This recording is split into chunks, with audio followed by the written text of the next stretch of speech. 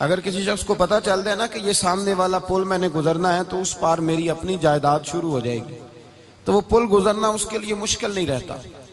اگر کسی کو پتہ چل جائے کہ بس یہ 2 سڑکیں ہیں میں نے عبور کرنی ہے، پھر میرے لیے سفر آسان ہو جائے، تو وہ جھٹ پٹ گزر جاتا ہے، نہ دھوپ دیکھتا ہے، نہ تھکاوٹ دیکھتا ہے، نہ رش دیکھتا ہے، نہ گاڑیوں کی ریل پیل دیکھتا ہے، گزر جاتا ہے۔ اللہ کریم نے فرمایا بندہ مومن جان لے، اگر میں تجھے ایک مشکل دوں گا تو میں تجھے کتنی آسانیاں، چلے سارے بول دیں کتنی جی، کتنی اللہ تعالیٰ آسانیاں دے گا؟ 2 آسانیاں۔ ہم لوگ اچھا جب ہمارا ذہن بن جاتا ہے نا کمزوری کا، ہمارا جب مزاج بن جاتا ہے مایوسی کا، پھر معاملہ ذرا ہمارے لیے گمبھیر ہو جاتا ہے۔ اگر ہم یہ ذہن بنائے نا کہ مشکل میرے اللہ کی طرف سے آئی ہے تو وہ مجھے آسانی بھی ضرور عطا کرے گا، تو پھر اللہ ضرور ہی آسانیاں عطا فرماتا ہے۔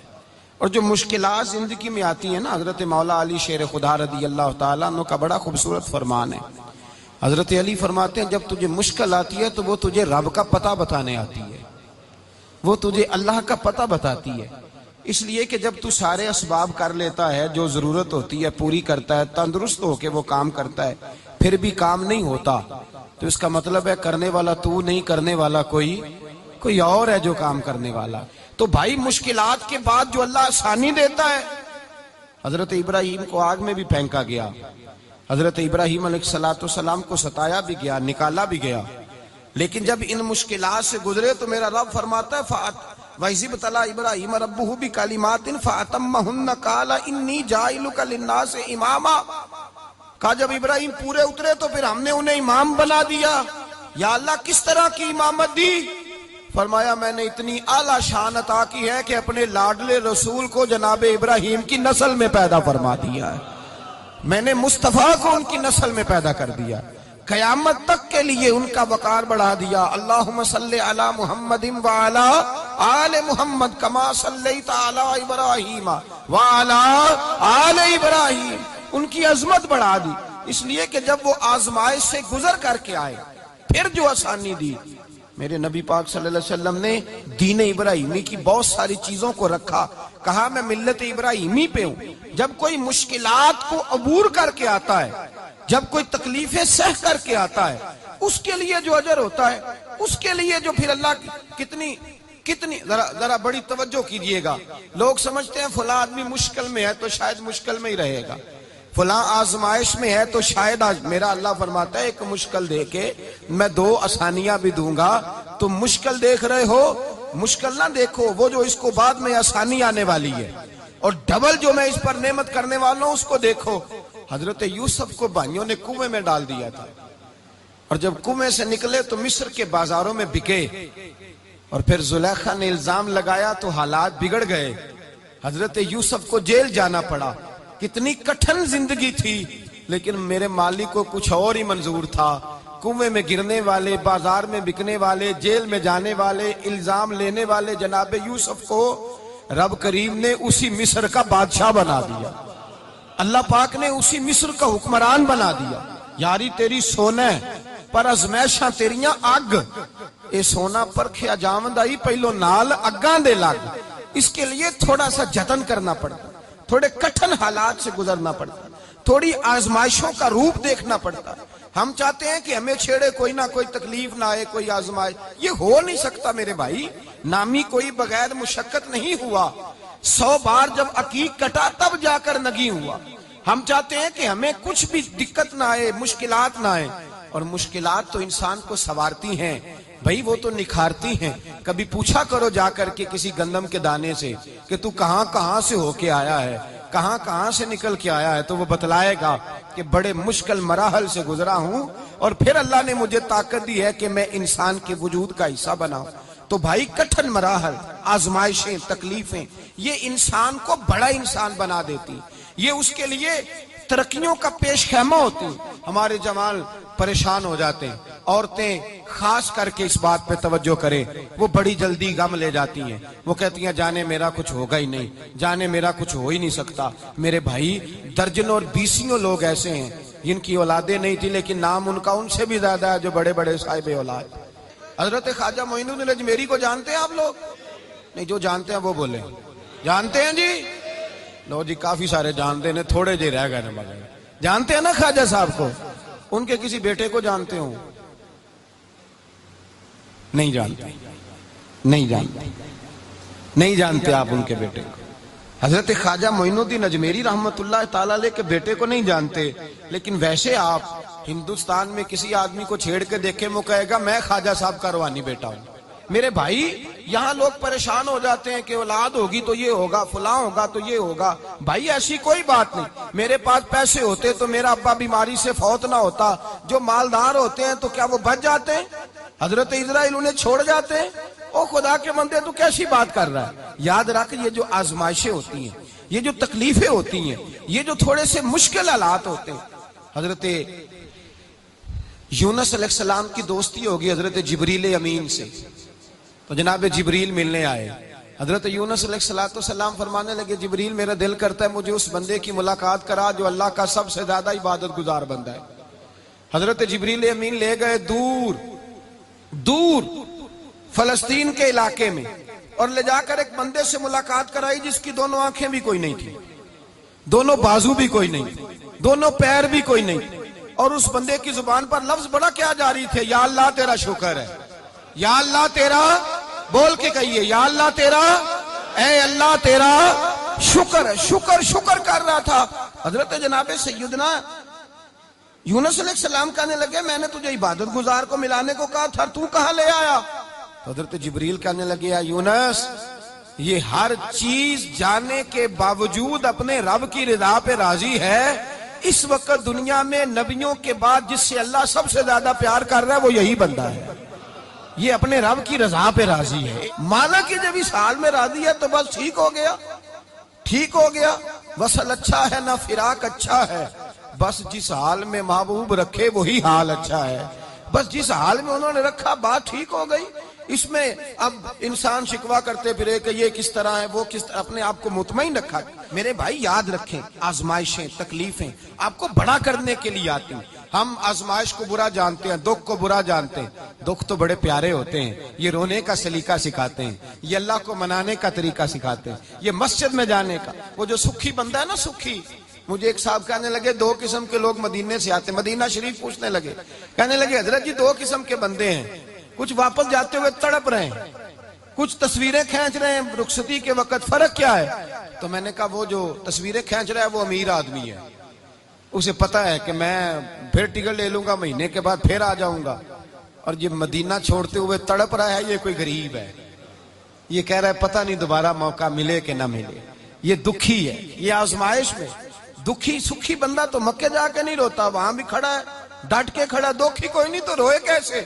جب آپ کو اللہ مشکل دیتا ہے تو سمجھ لے رب آسانی دینا چاہ رہا ہے، جب تیز دھوپ آتی ہے تو سمجھ لے اللہ گرم ہوا گزار کے ٹھنڈی بارش برسانا چاہ رہا ہے، اور جب چاروں طرف سے گھٹن ہو، پنجابی میں کہتے ہیں گمہ لگ جائے، تو پھر سارے بول کے کہتے ہیں اب جو طوفان آئے گا وہ سخت ہی آئے گا، اس لیے کہ گھٹن جتنی زیادہ ہوتی ہے پھر فضل بھی اتنا۔ جن لوگوں نے تکلیفیں زیادہ سہی تھی رب نے عزتیں بھی زیادہ ہی عطا فرمائی، جن لوگوں نے تکلیفیں زیادہ سہی نا انہیں اللہ نے درجہ بھی۔ حضرت بلال حبشی نے بڑی تکلیف سہی، مارا کرتا تھا امیہ، بڑا مارتے تھے، اتنا مارتے تھے کہ موٹے، آپ نے کبھی دیکھے ہیں دیہاتوں میں موٹے موٹے پائے ہوتے تھے چار پائیوں کے، موٹے موٹے بان کی چار پائیاں اور بڑی چار پائیاں کافر بچھا کے بیٹھ جاتے، اور حضرت بلال حبشی کے پیر ان کے نیچے رکھ دیتے، ہاتھ ان کے نیچے رکھ دیتے، آگ لوہا گرم کر کے اس کے اوپر ننگے بدن لٹا دیتے۔ مکے نے بڑی آزمائشیں دیکھی، پھر اسی مکے نے مدینے نے عجیب رنگ دیکھا کہ میرے نبی معراج سے واپس آئے، اور حضور نے عظمت دی، فرمایا بلال یار تیرا بڑا مقام ہے، تو مدینے میں چل رہا تھا اور میں جنت میں تیرے قدموں کی آواز سن رہا تھا۔ عبداللہ مزنی حضور کے غلام تھے، قبیلہ مزن کے رہنے والے، والد فوت ہو گئے، چچا نے پالا تھا، اسلام قبول کر لیا، چچا اسلام کا بڑا دشمن ہے، حضور کا نام آئے تو جلال کرتا، حسد اور بغض میں جل جاتا، بڑی اسلام کے ساتھ دشمنی اور عناد رکھتا ہے۔ حضرت عبداللہ کہتے ہیں پہلے تو میں عشق رسالت کو دباتا رہا، پھر یہ چنگاری شعلہ بن گئی، پھر کہ یہ ہلکا سا جذبہ سمندر اور صحرا کا روپ دھار گیا، فرماتے ہیں ماں تھی اور میں تھا. میں گیا, جا کے چچا سے کہا میں نہیں رہ سکتا. کہاں جائے گا؟ تو میں نے دھیمے لہجے میں کہا میں مدینے جاؤں گا, اب میں رسول اللہ کے مدینے جاؤں گا, اب میرا گزارا نہیں ہوتا, اب میں جاؤں گا. کہتے ہیں چچا کہنے لگا اچھا تو وہاں جائے گا؟ تجھے میں نے پالا, میں نے پوسا, وہ مکان میں نے تجھے بنا کے دیا, تیری جیب میں جو پیسے ہیں میرے دیے ہوئے ہیں. کہتے ہیں میں نے کہا چچا میں سارا کچھ سوچ کے آیا ہوں, مکان بھی تو رکھ لے, پیسے بھی رکھ لے. کہتے ہیں اس نے ہر چیز رکھوا لی. جب پلٹنے لگا تو چچا کہنے لگا جو کپڑے تو نے پہنے ہیں یہ بھی میں نے خرید کے دیے تھے. حضرت عبداللہ فرماتے ہیں میں نے وہ کپڑے بھی اتار کے دیے. برہنہ حالت میں ماں کے پاس گیا اور میں نے کہا اماں میں پہلے بھی تو ننگا پیدا ہوا تھا, تو نے ہی کپڑے پہنائے تھے, میرا پھر بدن ننگا ہو گیا ہے, کپڑے دے دے. کہتے ہیں 2 بیبیوں والے کپڑے اماں نے دیے, ایک میں نے تامت باندھ لی, دوسرا اوڑھ لیا اور مدینے پہنچا. کہتے ہیں جب میں ٹھنڈی رات مدینے پہنچا تو کالے رنگ کے حبشی غلام حضرت بلال دودھ کا پیالہ لیے کھڑے تھے, ہاتھ میں کھجوریں تھی, کمبل تھا. کہنے لگے آجا آجا, مصطفیٰ نے فرمایا تھا قبیلہ مزن سے میرا غلام آ رہا ہے, میں ساری رات سے تیرا انتظار کر رہا ہوں. حضرت جناب سیدنا عبداللہ رضی اللہ تعالیٰ عنہ فرماتے ہیں میری مشکل آسان ہوئی. فرماتے ہیں مجھے مدینے میں اعزاز مل گیا, مجھے عزت مل گئی, ہر آدمی میری قدر کرنے لگا. گویا بزرگ کہتے ہیں کہ حضرت عبداللہ دعا کرنے لگے کہ اے اللہ تو نے مجھے بڑی شان دی ہے مصطفیٰ کی گود میں, اگر اسی رحمت کے چھاؤں میں پردہ کر جاؤں تو میری بات بن جائے گی. حضرت عبداللہ کا وصال بھی رسول اللہ کی گود میں ہی ہو گیا. گود میں نہ کوئی رشتہ دار, نہ کوئی تعلق دار, نہ کوئی ہمسایا اپنا, نہ کوئی چچا, نہ کوئی ماموں, شہر میں تنہا اسی کسے دے کچھ نہیں جے لگ دے, تے نہ کوئی ساڈا دردی. تنہائی, جنازہ اٹھا تو اٹھانے والے کون ہیں؟ ابو بکر صدیق, فاروق اعظم, عثمان غنی, مولا علی, حسنین کریمین جنازے میں شامل. میرے رسول پاک صلی اللہ علیہ وسلم نے جنازہ پڑھایا. دیکھو مشکل کاٹی تھی تو آسانی کا رنگ دیکھو, آسانی کا انداز دیکھو. حضرت سیدنا ابو دردہ رضی اللہ تعالیٰ عنہ ارشاد فرماتے ہیں مدینے میں رواج تھا کہ جب قبر میں اتارنے لگتے تھے تو قریبی رشتہ دار اتارا کرتے تھے, پر عبداللہ کا تو رشتہ دار ہی کوئی نہیں تھا مدینے میں, کون اتارے؟ فرمایا جب قبر میں اترنے لگے تو حضرت ابو بکر صدیق اور حضرت عمر فاروق اتر گئے کہ ہم قبر میں اتارتے ہیں. رسول اللہ نے فرمایا تم باہر نکلو, تم کیوں قبر میں گئے ہو, باہر آؤ.